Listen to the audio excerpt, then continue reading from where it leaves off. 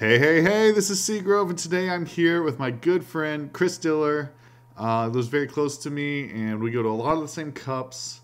And we are going to be doing a dual cup report because we had a pretty cool finish. A lot of you probably already know, but I won't say it in case you don't. But right now you're seeing my list. It is Xander Pero's 60 minus one blower, plus one delinquent, which I think may have been a mistake. A delinquent won me or solidified a game or two, but Yeah, it solidified the finals, that's for sure. it was good. But I think blower. I don't think it's necessarily an upgrade. So, but we also have Chris's list here, which is more interesting. So I'll pull it up now. But why don't you go ahead and talk about your list? Oh, well, my list is just the attacking Hoopa list. It's pretty much the same as most of the attacking Hoopa lists that are going around. Plays a really heavy count of draw supporters because you have no Lele's. Plays both of the Orangaroos. Instructs so that if you ever do get into a dead draw, you have at least some way to draw out of it. The other Orangaroo to recycle resources like Guzma. And then of course your four Hoopas that are just there to wall against um, most decks. And then the one big tech that I think most people don't play, but um, I I call it the MVP of the deck, is Shining Lugia. Shining Lugia for 3 colorless energy can take out Garbotoxin, can go head to head with Gallade, um, can take out Carbink Break. So it's the card that when Hoopa's in trouble, Shining Lugia comes to the rescue. Okay.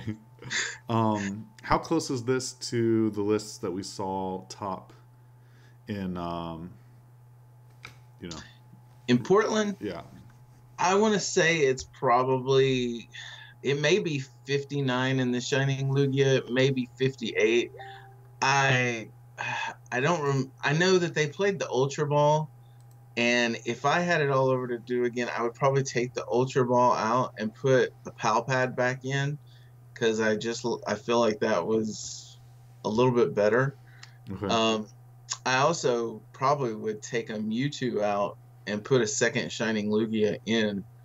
Mewtwo really didn't do all that much for me at all, Okay. but other than that, it's very very similar. Okay. Um, Very cool. So we'll just do it round by round, and then we can both sort of we can go back and forth. Should we tell a little bit of the backstory first? Oh, go ahead. Oh, that Yeah, backstory. yeah, your My backstory. backstory. I was like, what are you talking about? Okay, so I was convinced that I was only going to get to go to 3 cups or 2 cups or 1 cup this quarter, which I guess I'm only going to 3, but I I was convinced I was not going to this one. My nephew was having a birthday party on that day that I wanted to be there for, but they ended up. It was going to rain, so they ended up moving his birthday party up a day. So we celebrated it Friday night, and I was down in visiting my parents a couple hours from my place with my wife and kids. And I, when they move it, I'm like, hey, maybe I could swing this cup. I didn't bring my cards or anything, and I end up getting a ride up with a few friends, the Reinhardts and Nimmons, and so I ride up with them, and then I end up riding back with Stephen Hunter from Charlotte, a friend from Charlotte, and then Chris provides me my deck and deck list, and I borrow Matt from Cody. So I was just like, I didn't have my cards, I didn't have a ride there, a way to get there, a way to get back to Charlotte. So I was just in, and then there's obviously more crazy stuff that happened. We'll get to that later, Yeah, but he on my side of it, he messaged me. was it the night before? It's the night before. And he said, "Do you have a deck I can borrow?" And I'm like, "Yeah." And he's like, "What do you got built?" And I went through several of them. I said I have Espeon Garb built, and he's like, "Well, okay, bring that." And I said, "Do you want any particular cards in it?" And he's like, "Just run Xander's list with the delinquent in it." And I'm like, "Okay." So when he got there, I had it all there. I had the deck box and list and everything ready for him. And anyway, so that's my side of it. Yeah. And I wasn't even sure at that point I was going to play. I was thinking about Buzzrock, but I've had more games on Espeon, not this particular list, but on Espeon in general. So anyways, round one, I actually ended up getting paired against my friend Stephen Hunter. He's playing Bulu, and I get to go first, which was big. I found the turn one Bridget attached to Eevee, and yeah, I mean it was a good turn. I had a really good start actually. Now that I remember it, I don't think I did Bridget actually. I think I started like 4 Pokemon and I Sycamored or something like that. It was a really good start. And then turn 2, I attached a DCE. I think I got Toxin up as well. I'm pretty sure I got Toxin up as well. And I Guzma one of his 2 Grubbins, hit it for 60, and the next turn Divide for knockout on both Grubbins. And then I was in control from there. So that was my round one. It was a little bit weird playing my friend, but he's a good player, and I think he got one blower the whole game. So yeah, he ended up top 8ing too, which was interesting. Yeah.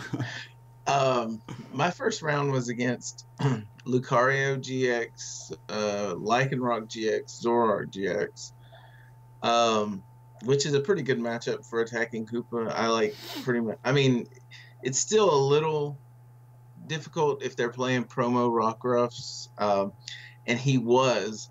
But I gotta tell you, I high rolled really hard on that game. So like I opened hand with Hoopa, and then I had like Sycamore, special charge, two DCEs and two dark energies. I'm like, oh my goodness, I don't want to Sycamore this hand away. So he goes first. I think he Bridgets for like. No, I think he just goes and gets a Rockruff, and I think that's it. And then I attach Dark Energy, and I pass. I think I top deck a Hoopa, so I have a second one on the bench now. And then he then ends, and when he ends me into DCE, Nest Ball, Guzma, and a few other cards, and. Oh, he didn't get an energy attachment on the first turn either. So literally he like attached to the Rockruff on the second turn and passed. And I literally Nest Ball for Tapu Koko, attached to DCE, Guzma up the Rockruff, bring up the Koko, and then come back into Hoopa and Super Psybolt, take it out. Then on the next turn, he gets Brooklet Hill out and pulls out another promo Rockruff, attaches a strong energy to it, and I literally top deck Guzma and just go Guzma and knock that out. And then when I take the prize is a Guzma. Nice. But after that, the guy said, "Okay, I have no answers to this, and I have no recovery, so I'm gonna just give you the game." Okay. So that you were done so quickly. Yeah. Yeah. I was able to scout every other deck, and I don't think there was another Hoopa at the venue other than me. Yeah, I don't think so. But that was like, I remember looking over and you being finished. I'm like, what the heck? I hope you didn't get knocked. All right. So then we go into round 2. Round 2, I also play a friend. I played Carson. Goings, and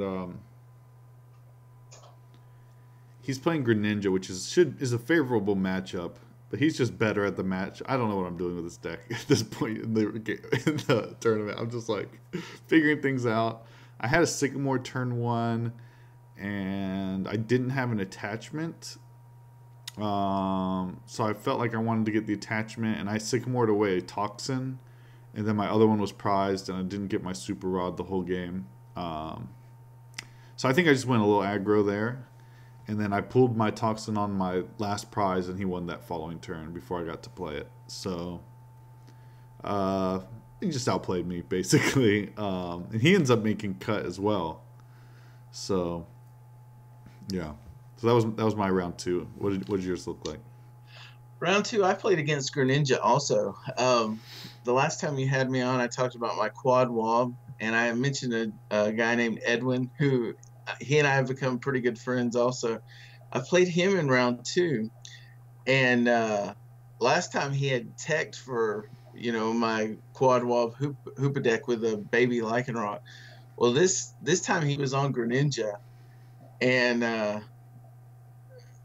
he turn 1 he wallies into Frogadier, and I think I start Hoopa in the active, and I have a Nest Ball and a Float Stone, and I used the Nest Ball to get Giratina promo, and then I think I had the Ultra Ball and an Ultra Ball for Lugia. Maybe I had a second Nest Ball, I don't remember. So I get Shining Lugia, and I max Elixir to Shining Lugia, and hit it, and then I Sycamore, and I max Elixir again, and hit it and put it to Shining Lugia. Or maybe I think I had 2 max Elixirs before the Sycamore, and I hit both of them. And then when I Sycamore, I'm just looking for DCE because I had a Float Stone on the Hoopa, and I missed the DCE, so I couldn't take the knockout on the Frogadier. But anyway, long story short, Shining Lugia was like just... I used the second attack, and I was just going straight through Greninjas once he got him out. Yeah. And once you get Giratina promo, it's pretty much downhill for the Greninja player. I mean, they do have some counterplay, but for the most part, I think it's favored for Hoopa, and I was able to win that one. I saw you just taking out Greninja after Greninja with Lugia. Oh yeah, well, we were sitting next to each other, weren't we? At that I think so. Yeah. So then round 3, I was against... I actually didn't know my opponent. I knew about half the people there, I think. Almost half. And he was playing Bulu as well. And very similar. Well, pretty similar. I think turn 2...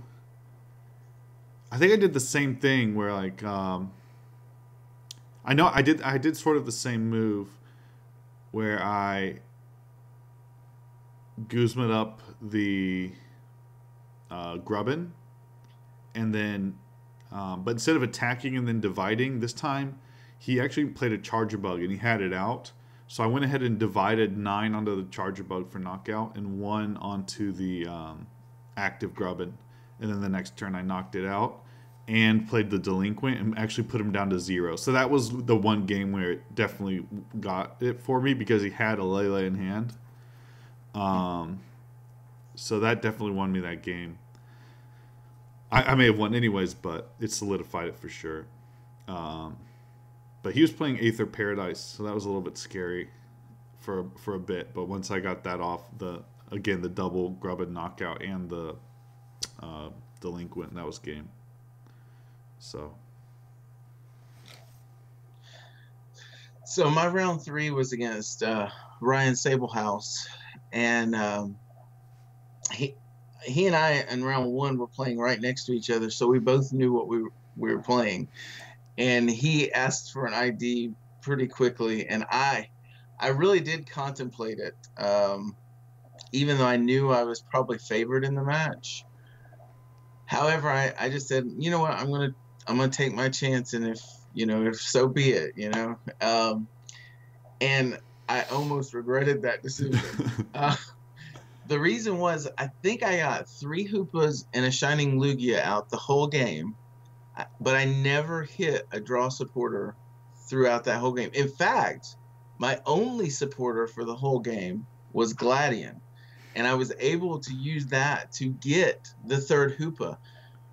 So it really came down. He was playing Wild Kick Rockruff, so and I knew that from round one, so I wasn't really too scared of that Yeah. until turn two. He max elixirs to it, attaches, and then flips and hits the heads, and bye bye Hoopa, it's gone. I think he had strong energy and he had Regirock, which gave him just the right math to do it. And then one thing I did have is I had a ton of energy in my hand, so I was always able to at least keep, streaming attackers for the most part. Yeah. And I think I got a few max elixirs, which kind of helped.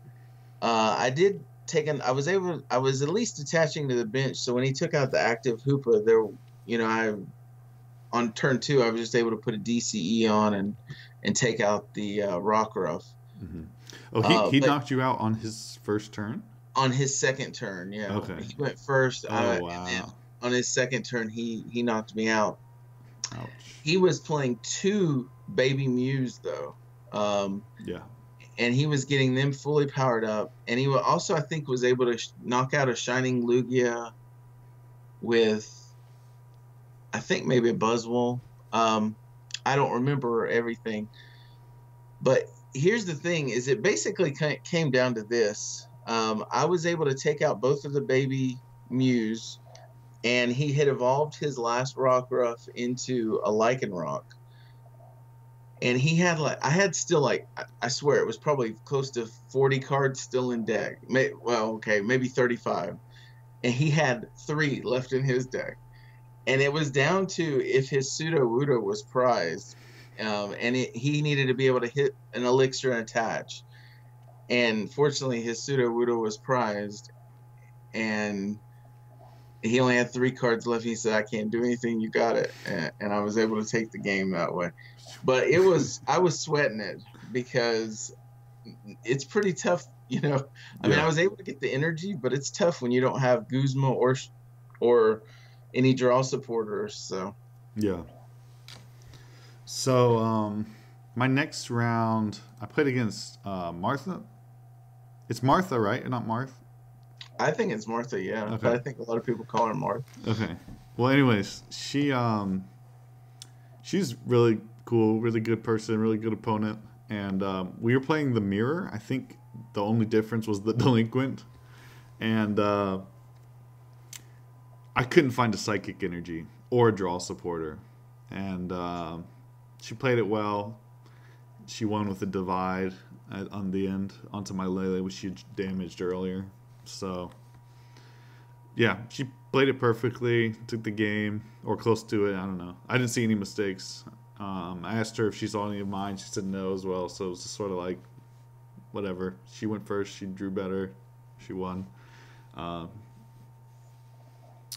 And I think we both played fine and whatever. So, anyways, I lost, and I thought that was the end of my run. Did you ID that round? I did. I ID'd with Evan Campbell. He was playing Zoroark Lycanroc, and I wanted him in top 8. Yeah. And I remember watching your game with Marth, and like, dude, you were like dead drawing the whole game. It was pretty crazy. But you looked at me because you still had my deck and everything, and you said, "Well, I think I'm gonna go ahead and just play it out." But part of you, it almost looked like part of you was like getting ready to just hand it back to me and draw. Yeah. Yeah. Oh, after the game? Yeah. I was about to just hand it back to you and drop, and I was like, you know what? Something crazy might happen. I'll just play it out. Because we calculated it, and 1-3-1-1 could miss, or it could have been a clean cut at 3-1-1. Mm-hmm. So then you ID again.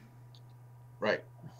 And then I played against a local guy, and I met him twice. I can't remember his name.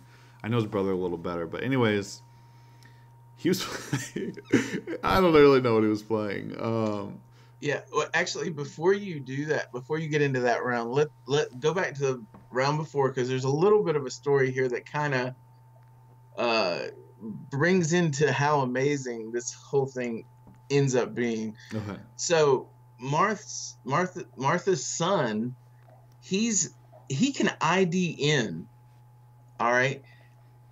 He offers the ID to his opponent, but his opponent is like, well, ask him what he's playing, and he won't tell his opponent what he's playing.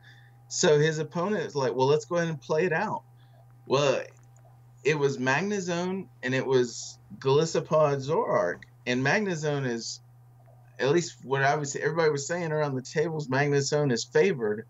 Unfortunately, he started Magnemite and like drew past for like 2 turns, and then just lost. The Golisopod just took it out. Yeah. And that was game. So he was then forced to play round 5. Because and it was a winning in for him. Yeah. So and then I'm playing against like Lurantis with a Zoroark line, a very small Zoroark line, and Tortuga or whatever it's called. I always forget. It's got 180 HP. Anyways, he actually attacks with it. He got the attack off with it, but then I responded with Espeon, and he just scooped at that point. But he was like, I don't know why I'm playing this. I'm taking this thing out. I'm just going to go straight Lurantis Zoroark. I was like, all right. So anyways, I end up winning that, and I'm 3-2. And I'm like, my resistance is so good, but no 3-2s can make it. I was like, well, actually, if this 3-1, if this game goes this way and this game goes this way, one could make it, but at that point, I probably wouldn't be the highest resistance. So, Martha's son loses. Yeah. Because Marth wins. Because he asked to ID, and his opponent again wouldn't ID. Right. Because his opponent had bad resistance. His opponent beats him. Martha wins. And then I needed her to lose. Or so I thought. And then the other match, Cody lost. Yeah. And so it was clean cut 3-1-1. So it's going to be a clean cut. I'm like, okay, I'm out. I give Chris his deck back. And then Martha and her son are talking, and she just decides to drop because she's there for him. Mm-hmm. And so they're just going to go back. And then if her dropping happens to get him into cut, it gets him into cut. So she decides to drop, and then I get into cut. So it's just like everything went perfectly for me to get. It was crazy. I think he actually came in at 9, and you came in at 8. Yeah. So I think he ended up bubbling. Yeah. But that was amazing. Because you had already given me the deck back, and you were like, okay, well, I guess, I guess I didn't make it this time. And then all of a sudden, she just dropped, and you're in. It was the opposite of last time when I gave you my deck back, and then they put up the standings and I'm on there and I'm all excited, and they were like, oh, there's an error, and I go back to ninth place. So we're in top, and so the reason my resistance was so good is I had 1-2-3 who had beaten the round before. Then I had another 2-3 or 2-2-1, I don't remember. I think 2-3. And then everyone else had made top cut. I had 2 4-1s and a 3-1-1. So I had pretty solid resistance, and then ended up making it. And so why don't you, I guess you can go, since I've been talking so much, why don't you talk about your top 8 match? Okay, so another thing to point out is Jeremiah, like I'm really nervous about my top 8 match, and I'm thinking, okay, top 8, I'm done in top 8 because I'm playing against Zoroark, Guardian, Gallade, and even though I've got Shining Lugia, with Puzzle of Time being able to get Gallade back multiple times, you know, with only a DCE to attack with it, it's not an easy match. I mean, it's very unfavored, even with the Shining Lugia. But Jeremiah, he's like, I'm gonna win this thing, and I'm gonna see you in the finals. And I'm like, don't count on it. Like, I did not have the confidence he did, but anyway, so I went on to play, and I lost the coin flip, and it's kind of interesting. All of my matches except my top 4 match, I lost the coin flip.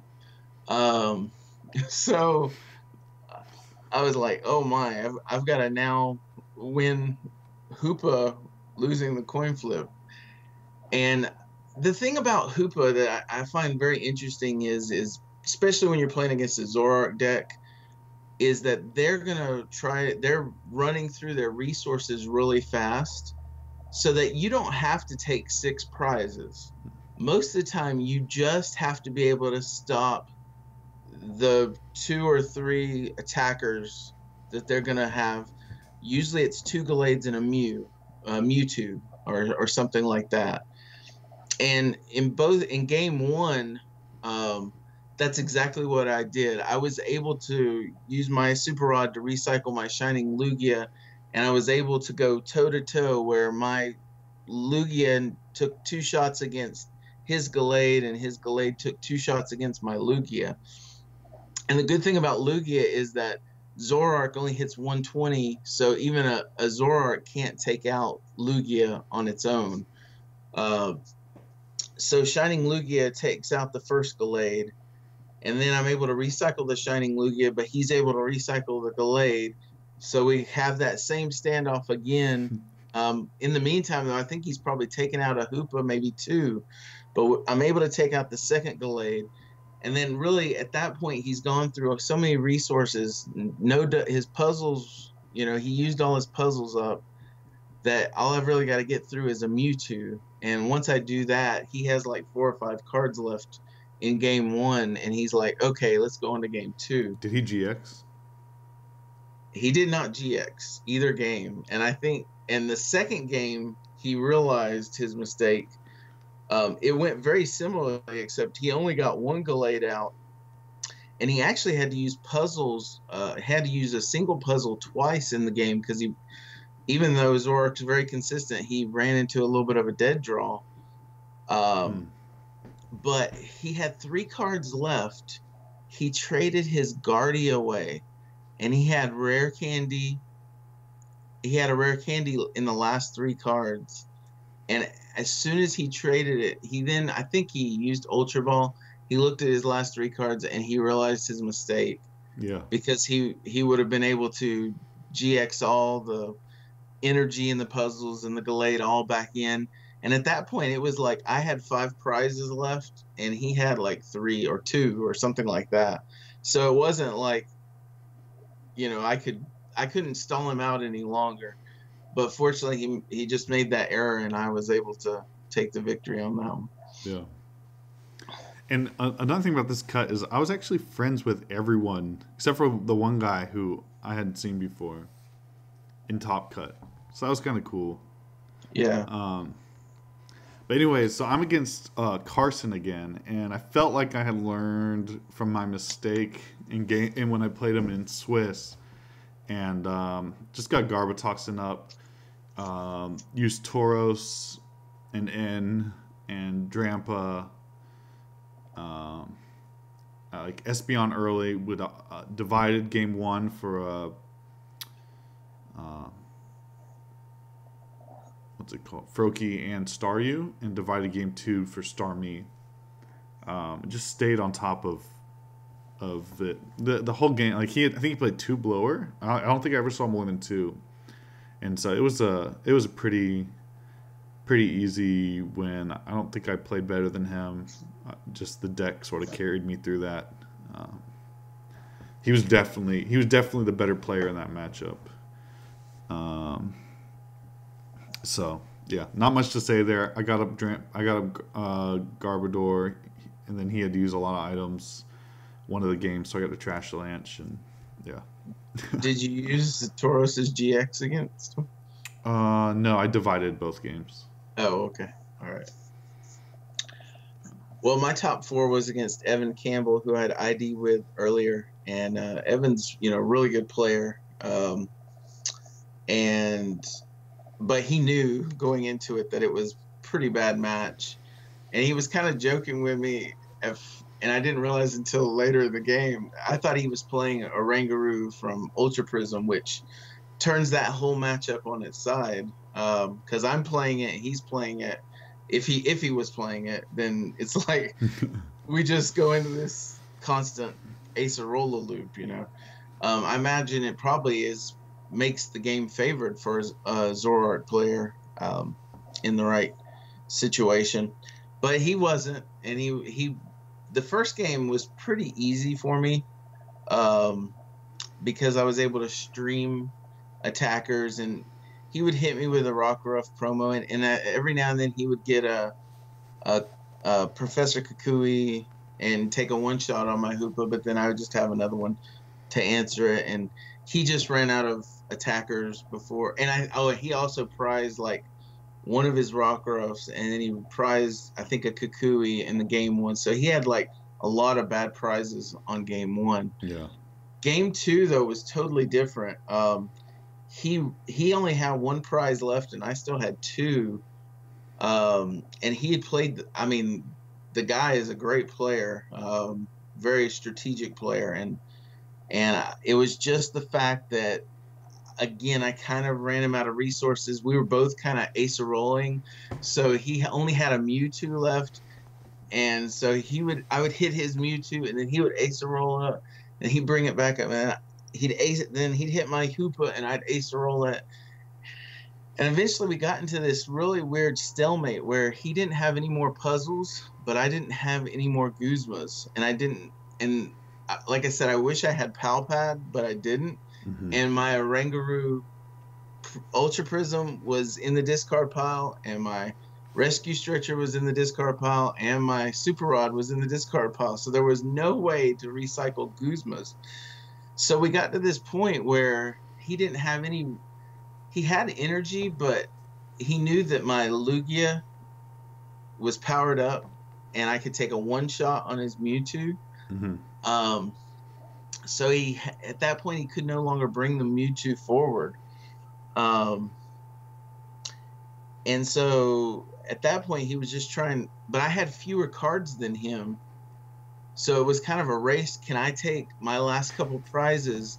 And so he would weave his GXs in and out, trying to stall. But fortunately, I had 2 ends left, so I was able to take it all the way down to no cards and then end myself. And I was just able to slowly, take the final 2 prizes. Yeah.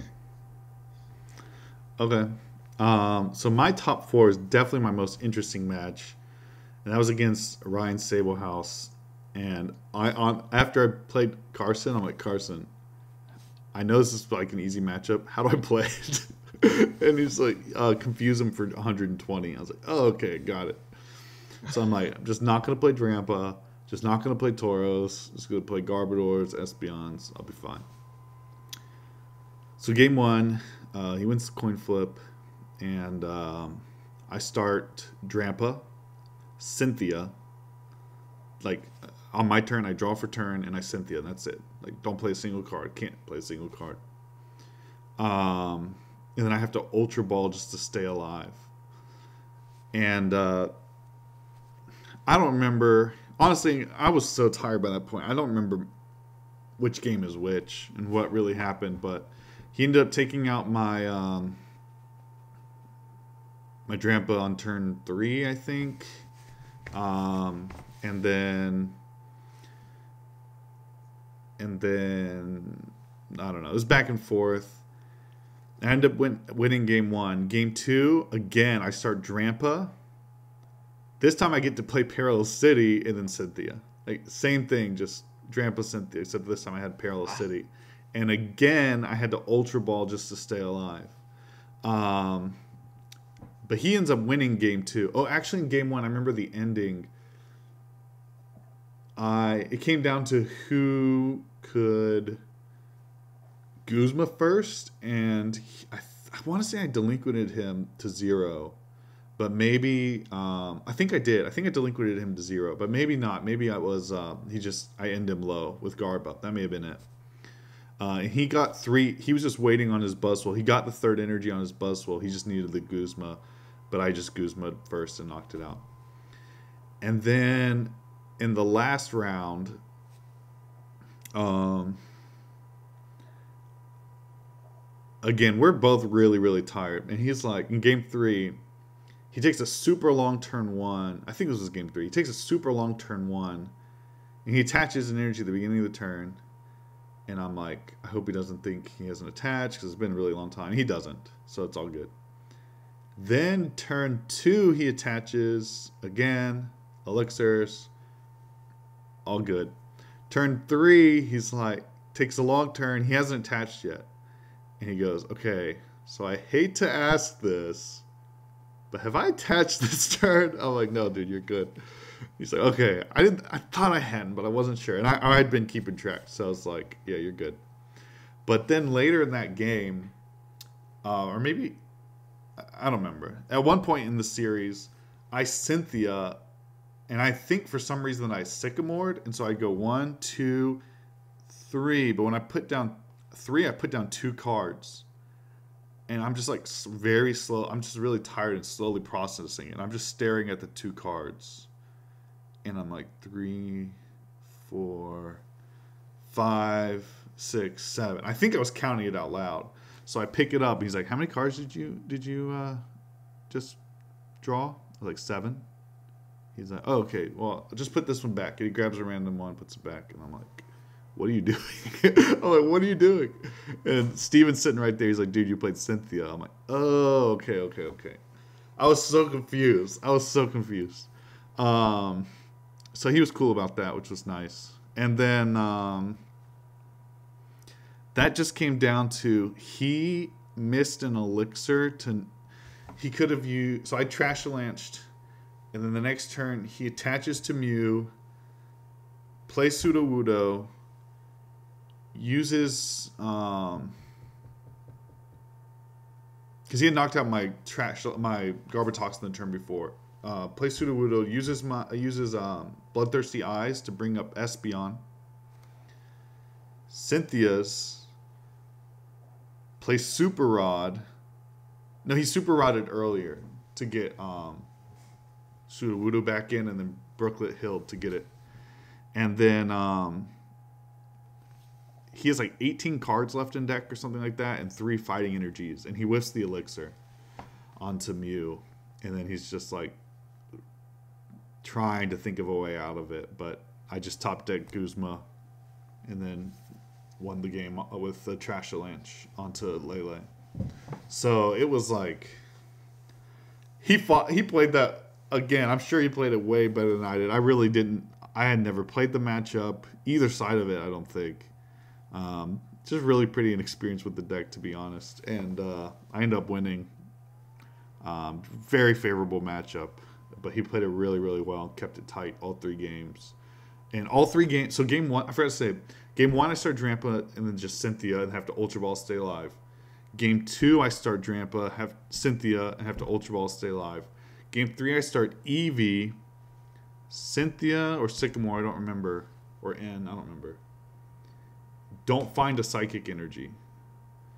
And had to Ultra Ball to stay alive. Like, all 3 games... I think I got a turn 4 Bridget, game 3.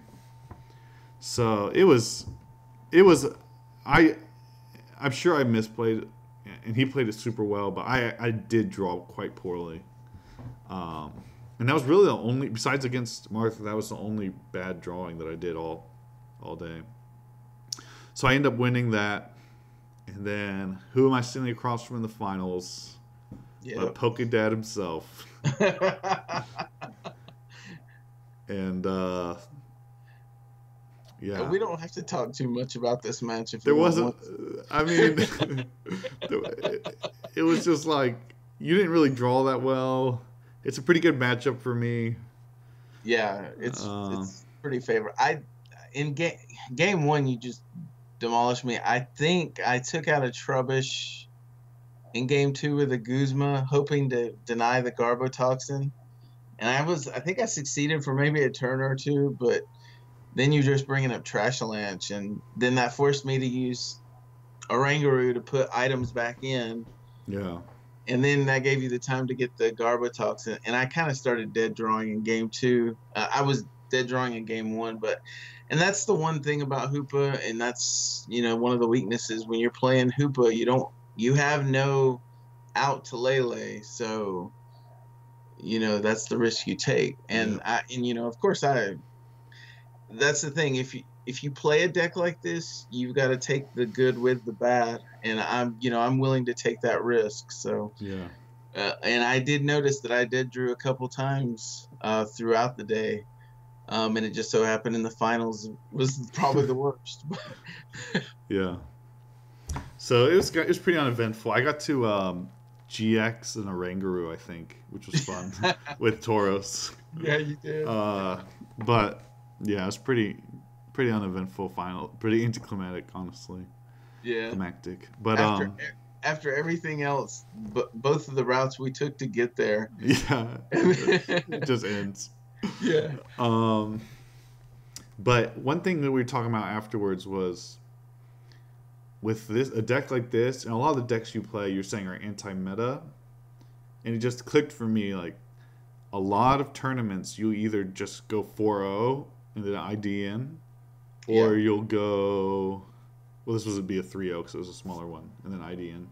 Right. Or you'll like lose round one against something off meta, and then just stay at the lower tables playing off meta decks that your deck isn't designed to beat.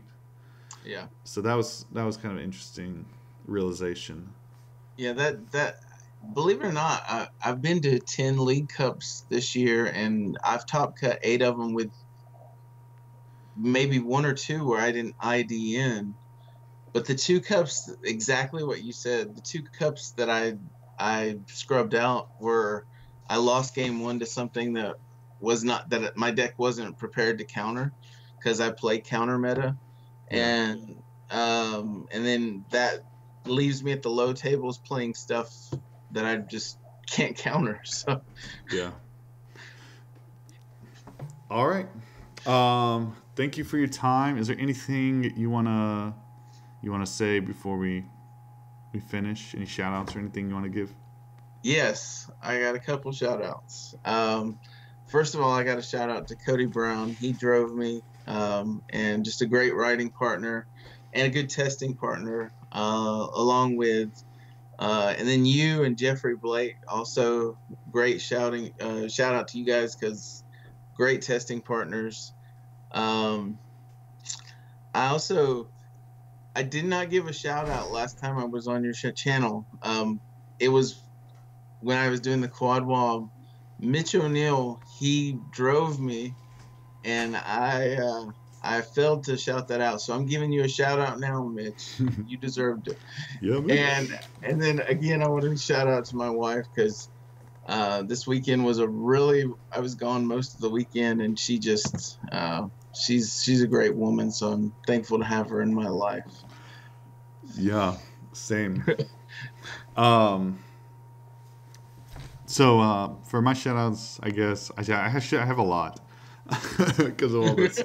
So let's see, you for letting me borrow the deck, Cody for letting me borrow the mat, Caleb for the Espeon,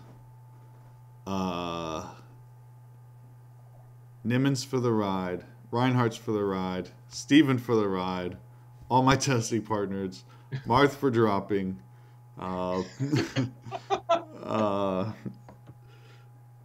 Carson for playing, Adam Reinhardt again for beating Cody. Sorry, Cody. It was a miracle. It really was. I feel like I'm forgetting 2 people, but Did you say Cody for the mat? Yeah, I did. The My Little Pony mat. Yeah. Oh, that was fun too. So Cody lets me borrow a My Little Pony mat, and well, he's like, "Which mat do you want?" I'm like, "Obviously, My Little Pony."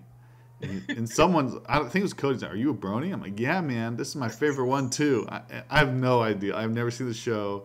I know there's one called. I don't. Okay, I don't know. I think there's one called Appleseed and Twinkle something. So I'm like, all right, yeah, this is my favorite one. And he said, "What's it called?" I'm like, Moon, because there's like a moon on its leg. I'm like, Moon Dancer or something. I got to know. I was like, Moon Sparkle. And he's like, okay. And then every round, I try to convince my opponent that I was really into My Little Pony. Maybe not every round. New name every round too. Yeah, like this is my favorite My Little Pony. It's called Lunar Mare. And they're like, "Oh, okay, cool. Why are you telling me this?" So it was fun. But yeah, it was a crazy tournament. Yeah. Oh, if you want to read articles about Rogue decks, I write them for FlipsideGaming.com. You can check them out there, and you can buy cards there. And with the discount code Seagrove in all caps, you get 10% off your purchase. So check it out. Any last word, Chris? That's all I have. All right. Thanks for having me. Yeah, for sure. Thanks for watching.